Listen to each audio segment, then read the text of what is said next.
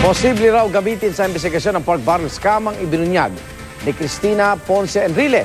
Sa nagiugnayan umano ni Senador Juan Ponce Enrile at ang dati niyang Chief of Staff na si Atty. Gigi Reyes. May pahayag naman ng Senador at si Reyes kaugnay sa mga sinabi ni Ginang Enrile. Saksi si Jam, si Sante. Suspicions of a wife. Hindi ko alam na magpa-interview. Yan ang matipid na tugon ni Senador Juan Ponce Enrile sa pahayag na ito ni Cristina Ponce Enrile sa exclusive interview ni Maring Winnie Monsod. This so-called affair between him and Gigi, they say that it was that affair which caused you to leave for the States. Yes. Is that true? Yes. It is true.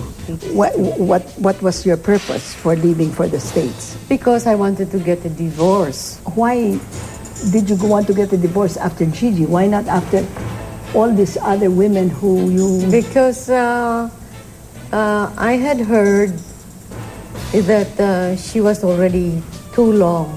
Because he has had many girls before Gigi. Oh, many girls. But they don't last too long. And with Gigi, it lasted long. Sa pahayag naman ni Gigi Reyes sa GMA News Online, sinabi niyang kahit hindi kasinungalingan ang lahat ng sinabi ni Mrs. Enrile, ang kalahating katotohanan daw ay kalahating kasinungalingan din. Ginugulo rin daw ni Mrs. Enrile ang mga impormasyon at binabaling daw ang nangyari sa kanilang pagsasama. Tugon naman niya sa pahayag na mga babae ang nag-aalok ng kanilang sarili kay Enrile. Hindi raw niya inalok ang sarili sa senador. Puna pa ni Reyes, tila sinisisi pa raw ni Mrs. Enrile ang mga babae na para raw walang kasalanan ng senador.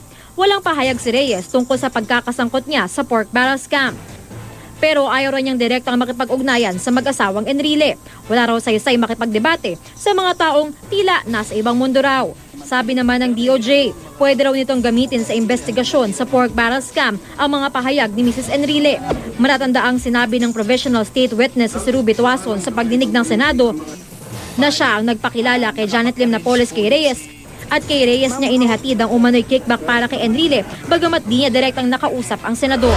Sinabi rin ni Dennis Cunanan, yung nakakausap din daw niya sa telepono kapag kino-confirm yung authenticity ng mga signatures ng mga dokumento na pinapakita sa kanya, si Attorney Gigi Reyes din daw ang nagko-confirm. Even if walang gano'n na diretsyo na sinasabi na tinatanggap ni Senator JPE.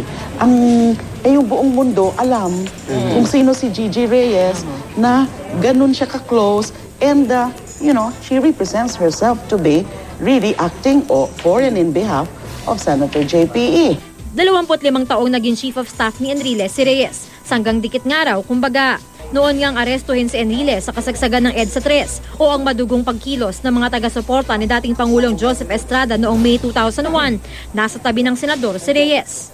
Pero nitong 2013, nag-resign si Reyes matapos depensahan ng sarili mula sa akusasyon ni Senador Alan Cayetano na may kapangyarihan siya sa mga transaksyon ni Noy Senate President Enrile. Nagtungo sa Hong Kong si Reyes at hindi pa rin bumabalik kahit may return flight siya dapat noon pang Setyembre. Ako si Jam Sante, ang inyong saksi.